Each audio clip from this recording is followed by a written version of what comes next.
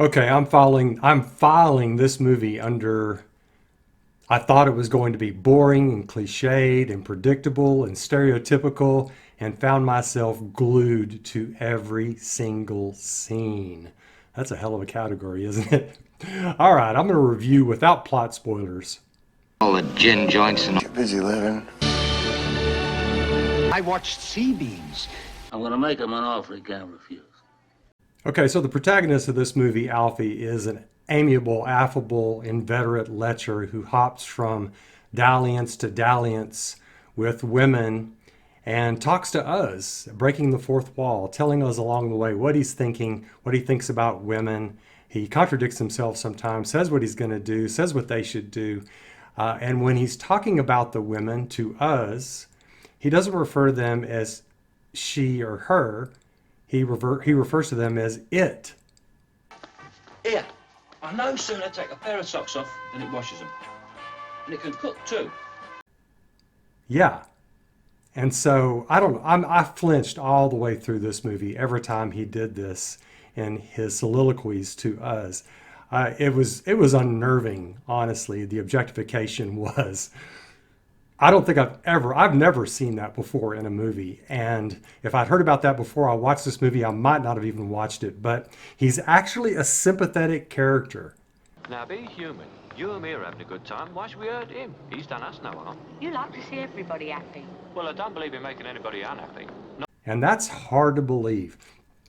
He treats the women, yeah, as objects, as somebody that he is going to get something from, but he's also quite sympathetic of them in every case, and he talks to them eye to eye. And maybe they're not getting that from their husbands or mates or former mates, or they weren't getting it or whatever, but this is a two-way relation. Each one is a two-way relationship. And yeah, he's going after them, and he's too old to be doing this. He's 30, 35 years old, and as a college sophomore, I did that, and a lot of college sophomore guys do that. But 30, 35, that's too old to be doing it.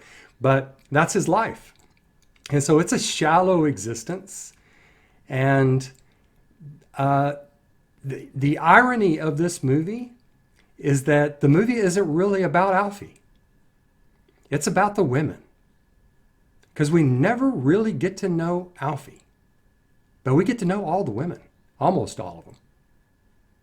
And we sympathize with them. I don't know what you must think of me. Even though he's calling them it, and while he's talking to us, breaking the fourth wall, he's telling us about them, but we are learning a lot about these women. And one of the women is hilarious. She's funny. Did you enjoy yourself? That's the main thing. Well, I did my best. What about you? Oh, I've been going through that garden catalogue that came this morning. Very interesting. Hey. And he gets his comeuppance a couple of times from the women. And those are great scenes. What's he bleeding got? He's younger than you are. You got it? But, where does this movie go? Well, it's about either a blossoming or a train wreck, I guess you could say. And before I get into the plot spoilers a little bit, obviously I'm not going to tell you. But there is one particular scene. There are several really good scenes with women in this movie, and it is about the women.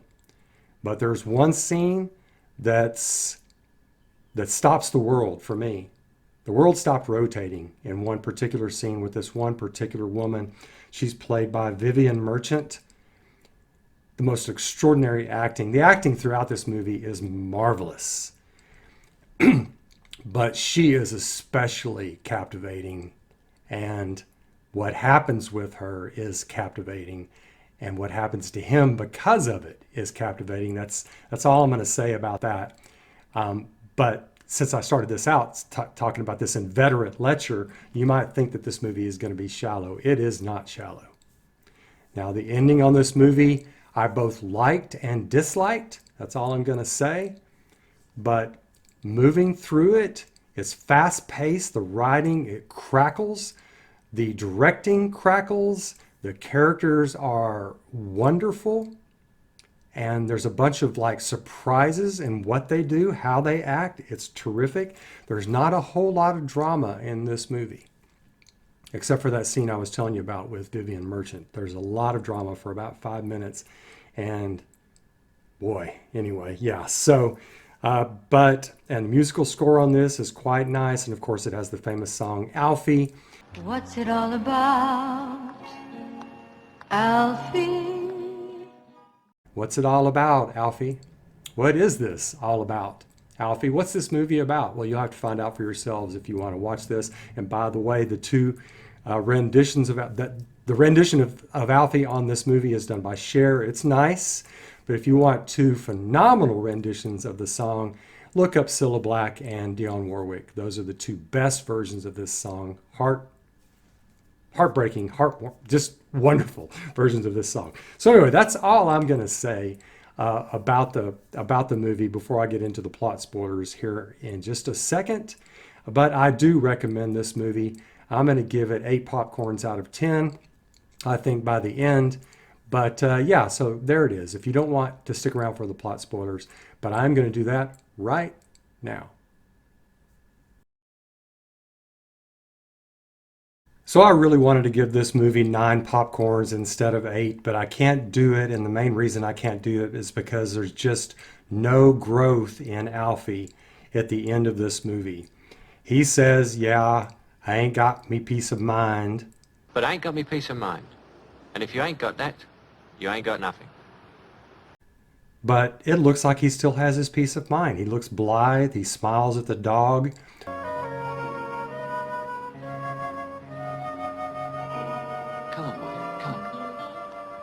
Dog at the beginning, dog at the end. It's a bastard dog going around probably fucking all of the bitches in the neighborhood like he himself did. But there's just no growth. He's been through a lot. You know, he had the shadows on the lungs. He can't see his child anymore. There's the aborted fetus scene, which is frankly one of the greatest scenes in movie history.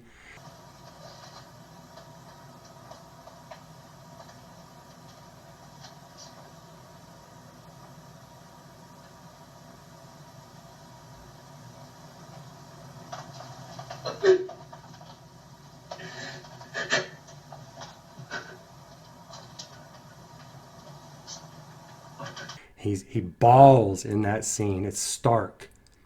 And Vivian Merchant is just simply astounding in that scene, but he's got that scene. And then to round out the movie, also City makes another appearance, beginning of the movie, end of the movie, and she uses the comeuppance term with him, maybe. And at that point, I was expecting at least some sort of circumspection on his part, other than what they tried. They tried to wrap this up with a bow at the end with that tiny little speech by him, but you don't believe it. Frankly, what I was hoping to see was, I don't know, something like this. You know, she says maybe. And as she's walking off, he's staring at her because she just used his word.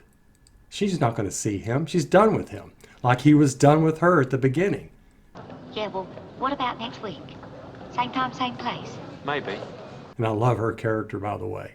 She's probably my favorite lively character in this movie. But as she's walking off, I think it would have been great. He's staring at her, and she says, I'm about to have another baby. And it just hits him. Somebody else is moving on with their life. They're going to have a baby. And what is he? What has he got? He's got nothing. You know, he's just simply been a shallow lecher. And he just looks at the camera and says, maybe? That's my word. Then he starts thinking. Then the dog comes up. And he looks over at the dog. And he kind of gets a smile. But then as he's looking at the dog, he says something like, yeah, it's easy for you.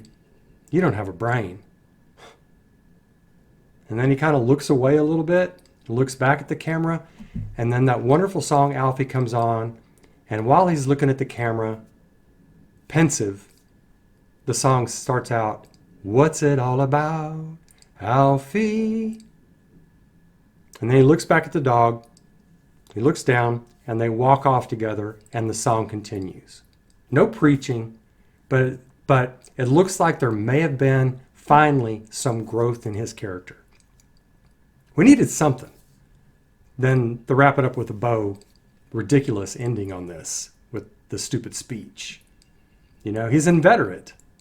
And I really wanted to see something. I don't want it to it doesn't have to be a cliched ending.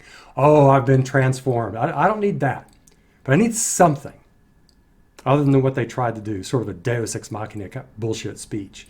So that's the main reason I'm not going to give this, well, that is the reason I'm not going to give this 9 popcorns out of 10. Because the directing on this by Lewis Gilbert, who produced it also, and the writing by Bill Naughton is phenomenal.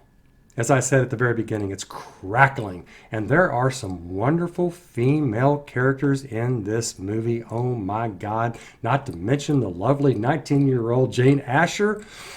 Wow. Okay. But the women in this movie, as I said, are the primary focus. They're the ones you relate to. It's almost like he's walking through the movie to introduce us to these lovely ladies having a tough time in life. They're going through it. And he is some solace, some momentary solace, or a little fling, as he is for Ruby, played wonderfully by Shelley Winters. She's got his number. Don't you love that scene? When she's got the younger man and she says that? Why him better than me? What's he got that I haven't, apart from long hair? Well, come on, let's have it. What's he bleeding got? He's younger than you are. Yeah, and she gives him the comeuppance. I just love that scene. I love it every time he gets his comeuppance. You know, City at the end with the maybe. That right there, it's wonderful. And he kind of gets it with the whole child thing too. You know, when Ruby, is it? No, not Ruby. I mean, with Gilda. Yeah, Gilda. You know, what's he call her? A crackling? But she's a cracking little sandbite. And for another thing, she ain't a liberty taker. That's wonderful. You know, but turns out she's going to get on with her life too with Humphrey. You know, and Gilda was played wonderfully by Julia Foster. And then Humphrey, of course, was played by Graham Stark. Both of them do a terrific job. But, you know, Gilda's getting on with her life. Great scene in the hospital with them and everything else. But, again, it's about the women in this movie. It's a very sympathetic portrait of women. Even though he says it and he objectifies them, he is sympathetic with them. That's one thing I really like about him. There's so many good lines by him. Must be hard on you, girl. Old Harry being away so long. Still, I'll say this for him. He could hardly wait for those visiting days to come round. Don't worry about him, Lily. He'll be home soon. In this movie, thinking about the women, and how many times does he tell the women, it's your life. You make the decision. You're always bleeding washing. Why don't you take a rest? I feel better if I'm doing something, Alfie. Oh, well, if it makes you feel better, I'm not going to stop you. He's not one of those domineering lechers who comes in and says, oh, you need to do this, you need to do that, damn it, do this. And I love that about him. You know, like with that scene with City, you know? And I think she says, you just want everybody to be happy. He sort of is that way. He wants to be happy. Being a philanderer, not a philanderer, but a lecher is hopping from dalliance to dalliance is what he wants to do. It's what he thinks makes him happy. So he wants everybody else to be happy. So he doesn't try to control anybody, and I really like that about this movie. I'm glad it steps out of the cliche of the typical lecher in that regard. It's really nice. And Millicent Martin does a terrific job as City. Obviously, Shelley Winters is Ruby. But the main attraction in this movie, as far as acting goes, is, as I said before, it's Vivian Merchant. I'll be ready to go in a minute. Oh, there's no hurry, Joe. No hurry.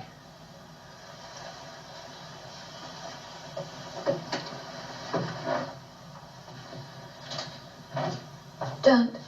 And I think she won some awards, rightly so. She is married to, she's married, and of course he sees her in the sanatorium when she's with her husband, who is played nicely by Alfie Bass. I did not know that. Alfie Bass.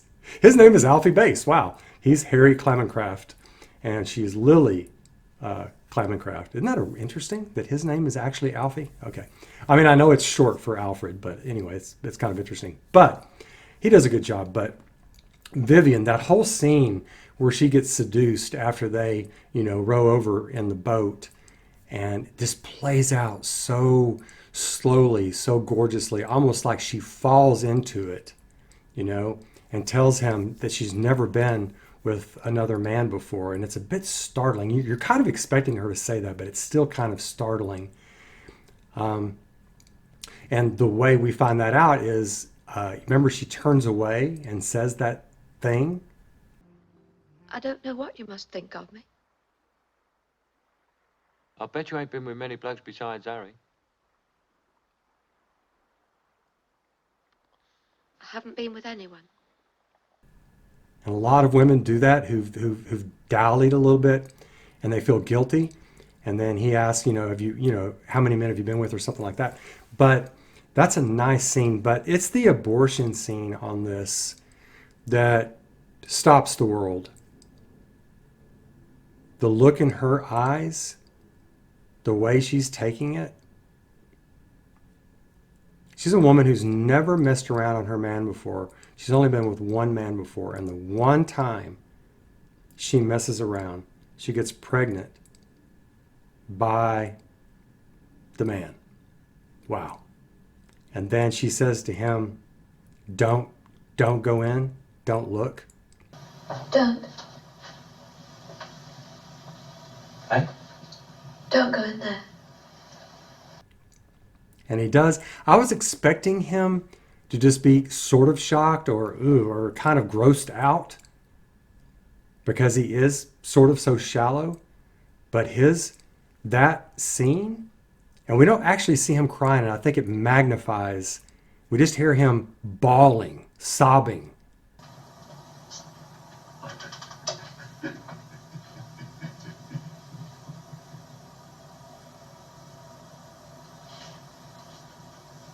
Boy.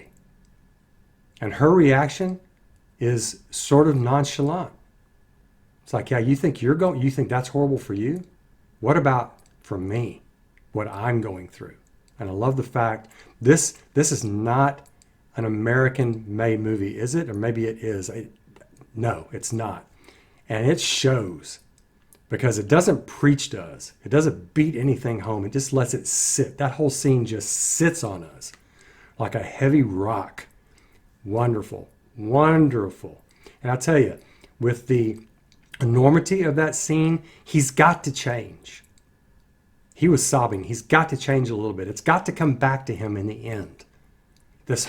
Everything should be a buildup to the end, where at least he realizes to some degree, or there's some sense, that he's going to get a life of his own, like the women have done in this movie.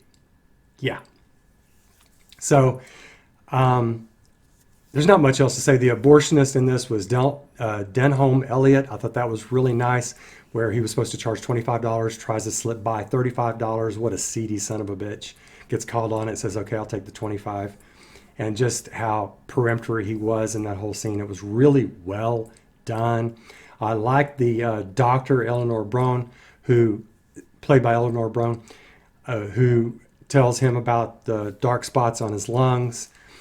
And so much about this movie, the dialogue, everything, the pacing on it is wonderful. The story, if it had had a good ending, the story would be better. Yeah, I would be able to say this is a wonderful story. There's a denouement on this that is worthy of where they look like they were trying to go with it. The characters are wonderful. In my 8 categories, the characters were simply extraordinary. I just love Jane Asher's character. The whole truck stop scene is hilarious. Oh my God. The waitress there and the dialogue and the way he picks her up, use 3D, he shares. That whole thing was wonderful. Jane Asher plays such a terrific, pathetic woman, and the looks on her face, it's good acting by her. It's good acting by everybody in this. And Julia Foster as Gilda. Just wonderful all around. Terrific lines in this. And the pacing, wonderful. The writing. Only 2 problems, the ending and the drama. There's just not much drama in this movie. So I'm not really sure how they could have created some drama. I think maybe him being heartbroken about not being with the child, and something happening after that whole abortion sequence there with the fetus. Not sure, without making it cliched. So I'm not really sure how they could have put some more drama in this, but it's not really a drama type of movie. But the directing is simply astounding on this. Wow. Just the angles, everything else. The score is really nice. And there's a little cameo by Shirley Bassey on this. She's the bodybuilder's girlfriend. And of course, she did that James Bond. I think it was Goldfinger, wasn't it? I think she did the Goldfinger song. Yeah, I'm pretty sure that's what it was. So she's in it. And it's a wonderful movie. It flows so well. And Michael Caine's performance in this is astounding. And is he not riveting every single time he looks into the camera? And that little eyebrow tilt he does occasionally, and the almost sort of a smirk, and of course the Cockney accent is just wonderful. A few times as an American, I had a little bit of a difficult time understanding him, but I like that, But it's a tour de force. His performance is a tour de force on this, as well as Vivian Merchant, and the rest of the actors did a wonderful job as well.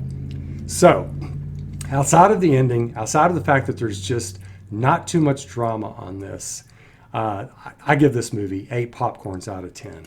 It's a joy to watch, and I'm going to go watch it again in about 6 months and see what I missed on it. Yeah. Okay, so y'all let me know what you think as well, and let me know if I made any mistakes. I'll catch you soon. Take care of yourselves. Bye now.